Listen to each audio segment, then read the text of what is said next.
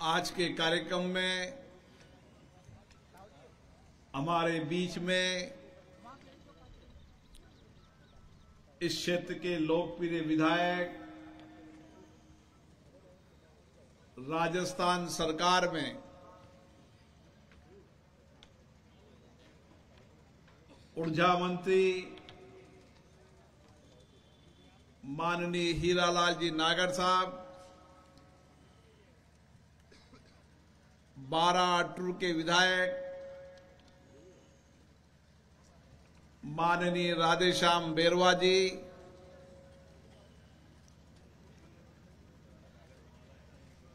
Bharatiya Janata party के देहात के अध्यक्ष श्री प्रेम जी, जिला प्रमुख जी, प्रधान जी, सभी मंच में विराजे अतिथिगण, सांगोद और सांगोद के आसपास के मेरे किसान भाई और नौजवान साथियों,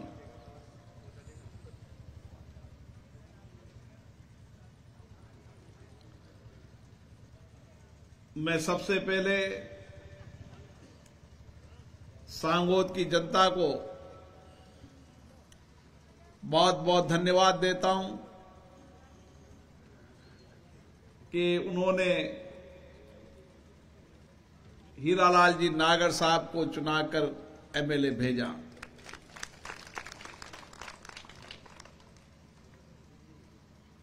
मुख्यमंत्री जी ने उन्हें मंत्री बनाया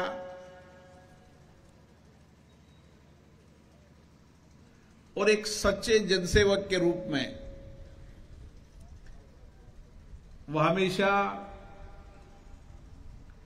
इस क्षेत्र के विकास की,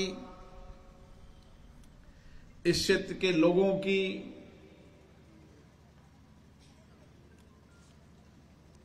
मदद करने में, उनके अभावों को दूर करने में हमेशा मदद करते रहते हैं और उनका प्रयास रहता है कि मेरे क्षेत्र की जनता को जिस 5 साल में जो अभाव थे, वंचित थे,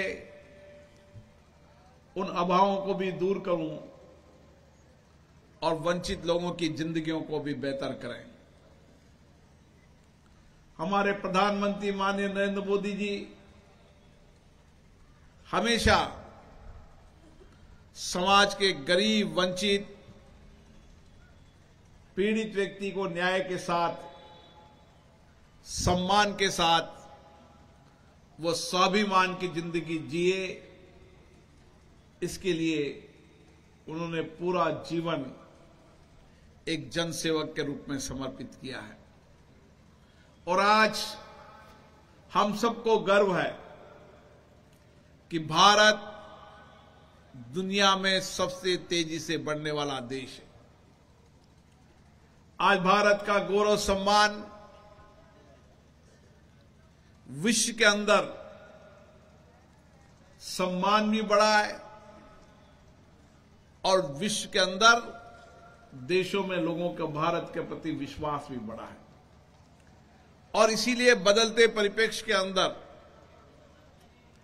आप देख रहे होंगे कि अधिकांश देश अब आर्थिक तंत्र के लिए भारत की ओर देख रहे हैं, भारत में इन्वेस्टमेंट कर रहे हैं और भारत ने भी तय किया है कि अब भारत उपभोक्ता बाजार नहीं होगा, अब भारत इंडस्ट्रीज उत्पादन का हब होगा। हमारे देश में हमारे द्वारा ही उत्पादित वस्तुएं इस देश में बेची जाए और दुनिया में भी मेड इन इंडिया दुनिया के अंदर मार्का चले और एक धीरे धीरे पहचान बनने लगी है।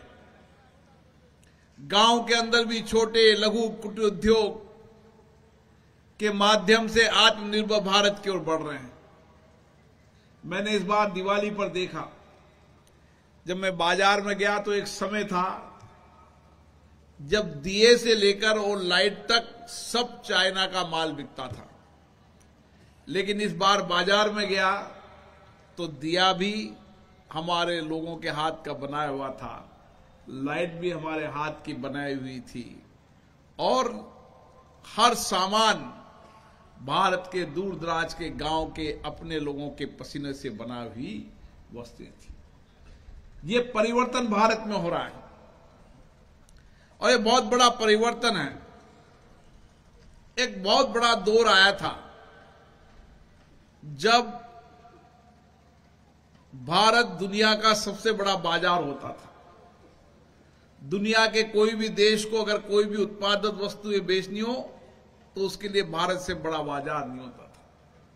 लेकिन समय बदला है। अब भारत ने आत्मनिर्भर भारत बनने की ओर अभियान चलाया और इसीलिए हमें गांव को विकास की ओर ले जाना पड़ेगा। हमें गांव को आत्मनिर्भर बनाना पड़ेगा।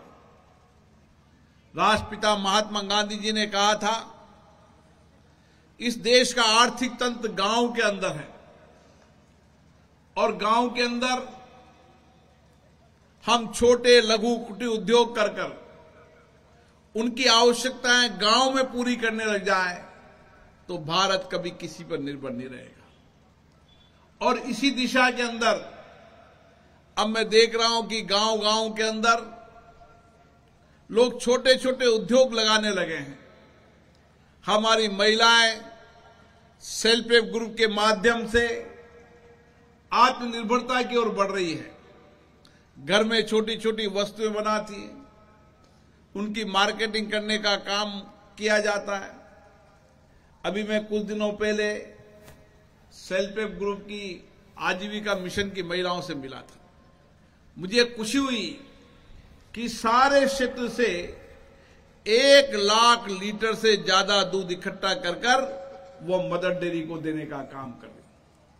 अगर ये हमने 5 लाख लीटर दूध की ओर बढ़ गए तो हर गांव के अंदर हमारी महिलाएं आत्मनिर्भर हो जाएगी और 3-4 पशु पालकर वो 10 से 15 हजार रुपया गांव में कमाने लगी। ये आत्मनिर्भर का मॉडल है जो आने वाले समय के अंदर भारत के परिवर्तन का दौर है। और इसीलिए इस आत्मनिर्भर के दौर के अंदर गांव के अंदर सब सुविधाएं मिले ताकि गांव का व्यक्ति पलायन न करे। और इसलिए गांव के अंदर अच्छे स्कूल हों, गांव के अंदर चिकित्सा सेवाएं हों, गांव में सामुदायिक भवन हो, तमाम जो आवश्यकताएं गांव में है उन आवश्यकताओं को पूरा करने का काम करें। और इसीलिए हमने इस बार 5 साल कार्य योजना बनाई है कि इस 5 साल के अंदर सांगोद में कोई भी ऐसा बड़ा अभाव नहीं रहना चाहिए जिसके लिए गांव के लोग हमें ज्ञापन देने की आवश्यकता है। हमारा प्लान ये है कि सबसे पहले जो पिछड़ा गांव है, जो और विकास के गांव में पीछे रह गया है, सबसे पहले उस पिछड़े गांव को विकास के आगे वाले गांव के समकक्ष खड़ा करना, ताकि एक समावेशी विकास हो सके।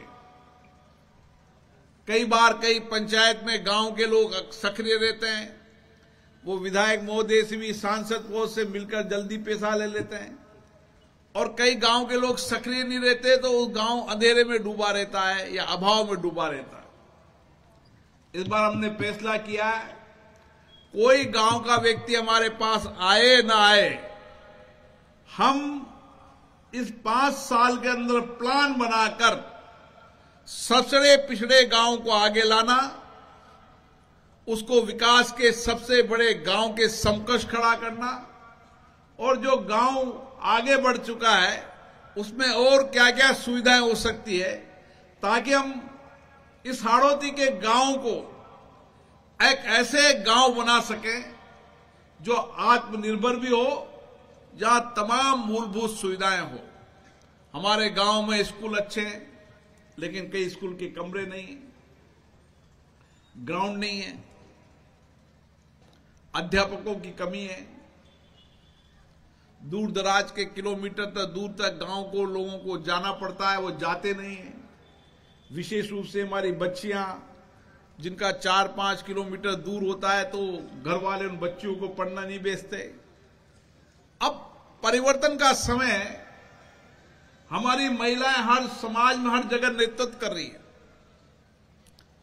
हमारी राष्ट्रपति हमारी महिला है, तो गांव की पंच भी हमारी है।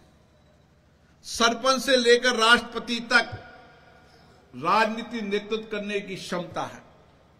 सामाजिक क्षेत्र में सद्भावना से काम करने की क्षमता है।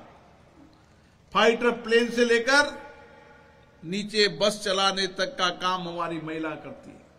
सीमा पर रक्षा से लेकर खेत के खलियान तक खुशहाली और हरित क्रांति करने का काम महिलाएं करती हैं। इसलिए महिलाओं को हम अच्छा शिक्षित करें, उससे सारा परिवार शिक्षित और संस्कारित होता है। और इसीलिए महिलाओं को गांव में अच्छी शिक्षा मिले, इसके लिए हमारे प्रयास हैं। और इसके लिए जहां जहां भी आवश्यकता होगी, उन सब आवश्यकताओं को पूरी करेंगे। कोई समय था जब मैं गांव में जाता था, तो लोग कहते थे कि मैं स्कूल के लिए 5 लाख रुपए दे दो, तो 5 लाख रुपया बड़ी राशि होती थी। आज 20 लाख रुपया देने के बाद भी कोई संतुष्ट नहीं होता है। परिवर्तन कहां देखो। पहले सामुदायिक भवन के लिए सांसद और विधायक लगते थे 3 लाख, और ज्यादा से ज्यादा आज भी लिखते हैं 5 लाख। हमारे एक एमपी साहब तो कभी 3 लाख से ज्यादा सामुदायिक भवन का पैसा लिखते नहीं है, और 3 लाख में कोई सामुदायिक भवन बनना नहीं। 20 लाख से पहले तो कोई सामुदायिक भवन नहीं बना। अभी मैं गांव बीच में रुके, कौन सा गांव था वे? घानेड़ा। घानेड़ा में कहने लगे मेरे साहब सामुदायिक भवन हमने के चलो 10 लाख, तो 10 लाख से काय होगा साहब। तो 20 लाख से पहले तो सामुदायिक भवन की बात नहीं करता। और मैं आपसे कहना चाहता हूं कि सारे क्षेत्र में 3.5 करोड़ के काम अभी तक स्वीकृत हो चुके हैं। 1 करोड़ 26 लाख के भी हैं, और 1 करोड़ 26 लाख के अभी पावर ग्रिड ने किए हैं, और 1 करोड़ के कोल इंडिया लिमिटेड ने किए हैं। और सभी जगह आने वाले सभी पंचायतों में सामुदायिक भवन होगा। सभी जगह अच्छे स्कूल होंगे। जहां हॉस्पिटल नहीं है, वहां छोटी डिस्पेंसरी चलाएंगे, जन सहयोग से चलाएंगे, मोबाइल वैन चलाएंगे, ताकि गांव के अंदर पहुंचकर गांव की सामान्य बीमारी की जांच कर सके। अभी 3 मोबाइल वैन चल रही है। मैं दंग रह जाता हूं उस मोबाइल का जब डेटा देखता हूं, तो 20% लोगों के डायबिटीज रहती है, उनको पता ही नहीं रहता। 15-20 लोगों के हाई टेंशन रहती है, ब्लड प्रेशर 200-250 ब्लड प्रेशर रहता है। सामान्य जानकारी की भी जानकारी का अभाव रहता है। इसलिए हर गांव में हमने पहियों के अंदर अस्पताल के रूप में हर गांव में पहुंचा, हर व्यक्ति की जांच करी, और जांच करने के बाद उसमें से जो व्यक्ति कोटा इलाज की आवश्यकता है कोटा इलाज कराया, जयपुर इलाज की आवश्यकता है जयपुर कराया, दिल्ली आवश्यकता है दिल्ली कराया, ताकि सब आदमी स्वस्थ रहे। आने वाले समय में हर गांव के व्यक्ति का हर 1 साल में जांच निश्चित रूप से होगी। उसके लिए उसके कंप्यूटराइज डेटा उसके पास उपलब्ध रहेगा। कंप्यूटराइज करने के साथ डिजिटल कार्ड उसके पास उपलब्ध रहेगा, और 1 साल बाद उसके पैरामीटर में क्या ऊपर नीचे आया, उसकी जांच उस पंचायत के अंदर एक स्वास्थ्य कार्यकर्ता के रूप में रिपोर्ट करेंगे, ताकि उसको स्वस्थ रखने का काम कर सके। हमारी कोशिश है कि जो हमारे तंत्र जो सिस्टम है, उन सिस्टम को मैकेनाइज तरीके से जमाएं। और उसमें कोई बड़ी बात नहीं। एक बार एक व्यक्ति का डिजिटल कार्ड बन गया, फिर 1 साल बाद उसकी जांच हुई, तो 1 साल के अंदर उसमें कोई पैरामीटर में अंतर आया तो इमीडिएटली चेक करने के बाद उसको डॉक्टर को दिखाना और डॉक्टर को दवाई उपलब्ध कराना, ताकि हर व्यक्ति स्वस्थ रहे। कई बार कहते हैं ना, साहब सब ठीक था, बेटे बेटे लुढ़क गया। अब बेटे बेटे लुढ़क गया का वो ब्लड प्रेशर 300 पहुंच गया, लुढ़का ना काहे करेगा। गांव में कई बार हम कहते हैं साहब सब ठीक था। अच्छा बार तो मैंने कोरोना के समय देखा साहब, मैं तंग रह गया। कोई गांव में ऑक्सीमीटर नहीं, थर्मामीटर नहीं, ऑक्सीजन लेवल घट जाए और बिल्कुल डाउन चले जाए, जब जाके उसको हॉस्पिटल ले जाते, जब तक वो व्यक्ति चला जाता था।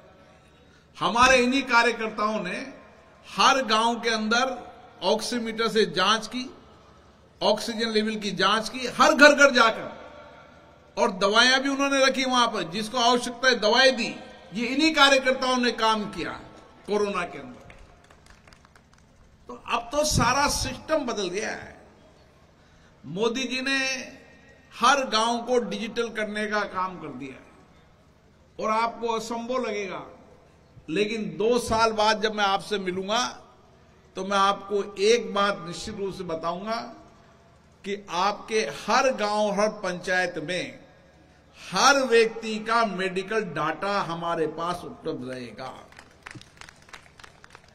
उसको जरूरत ही नहीं, वो डॉक्टर के पास जाएगा, डॉक्टर के पास बताएगा ये मेरा डिजिटल है, इतने दिनों पहले मेरी जांच हुई थी, ये दवाएं हमारा लिखी गई थी, ये दवाएं, तो ताकि उसको कभी भी कागज ले जाने की आवश्यकता ही नहीं पड़ेगी। मेरी एक कंपनी से बात हुई है, मैंने उसका डेमो को देखा है। अब कुछ कंपनी वालों को पकड़ना है जो उसमें CSR का सहयोग कर दे, और फिर हम करेंगे एक साथ प्लान, ताकि बच्चा स्कूल से लेकर 100 साल तक व्यक्ति की जांच कर सके, हर व्यक्ति को स्वस्थ रख सके। जीवन में सब कुछ हो, लेकिन स्वास्थ्य ठीक नहीं हो तो कुछ जिंदगी में कुछ नहीं बढ़िया है। धन हो, दौलत हो, यश हो, कीर्तिमान हो, लेकिन स्वास्थ्य ठीक नहीं हो तो सब बेकार है।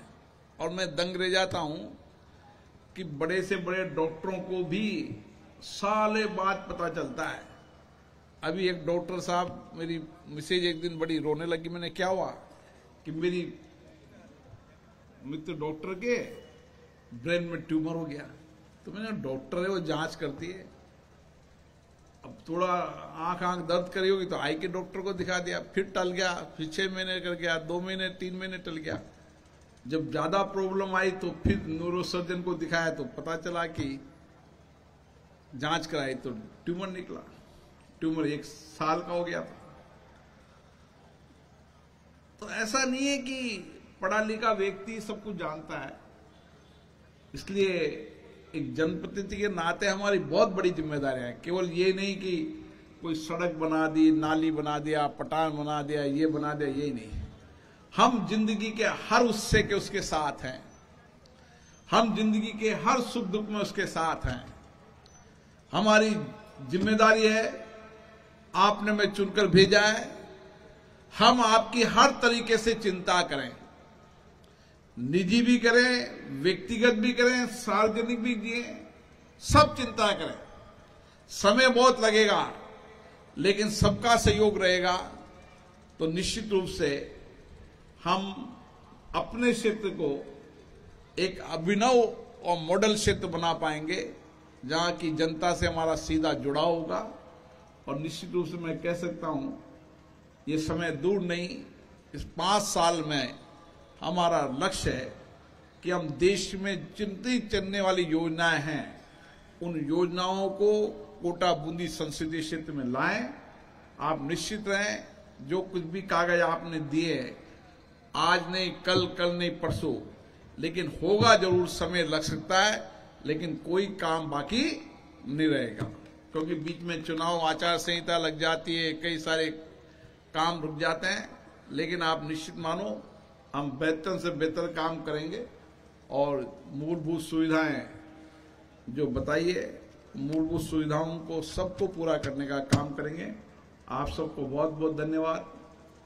बिजली में भी हमारे मंत्री जी बहुत कोशिश कर रहे हैं। इस 5 साल में इस राजस्थान को बिजली में आत्मनिर्भर बना देंगे। आप सोच भी नहीं सकते, हमारा बजट ना 2 लाख करोड़ रुपए का, उसमें 28,000 करोड़ रुपया सब्सिडी जाती है। कितनी? 28,000 करोड़ रुपया। अब 2 लाख करोड़ में से 28,000 करोड़ तो बिजली में चले जाए तो पैसा कहां से बचेगा? अब आने वाले समय के अंदर हीरालाल जी देखो कितने जनप्रतिनिधि अच्छे, उन्होंने चिंता की। कोयले के अंदर कोयले की रेक नहीं आने से 10 करोड़ रुपया रोज का नुकसान होता है। कितना? 10 करोड़। ये दिल्ली गए, छत्तीसगढ़ गए, यहां गए, वहां गए। अब ये कोशिश कर रहे हैं, अभी बिजली कभी खरीदते हैं 8 लाख रुपए में, 9 रुपए में, 10 रुपए में, जबकि बिजली खरीदनी चाहिए 4 रुपए में। अब 4 रुपया और 9 रुपया कितना अंतर है? लेकिन एक मंत्री होता है ना, जिसको चिंता होती है प्रदेश की, वो कोशिश कर रहे हैं कि आने वाले समय के अंदर हम सारी बिजली खरीदें, वो देश में सबसे कम रेट पे खरीदें, ताकि राजस्थान को आर्थिक रूप से आत्मनिर्भर कर सकें। ये सब प्रयास करने से होता है और धीरे धीरे प्रयास करने से परिणाम आएंगे। हमारी कोशिश है कि बिजली में आत्मनिर्भर भी बढ़े और 24 घंटे बिजली देने के सपने को भी साकार कर सकें। आप सबको बहुत बहुत धन्यवाद। जय हिंद।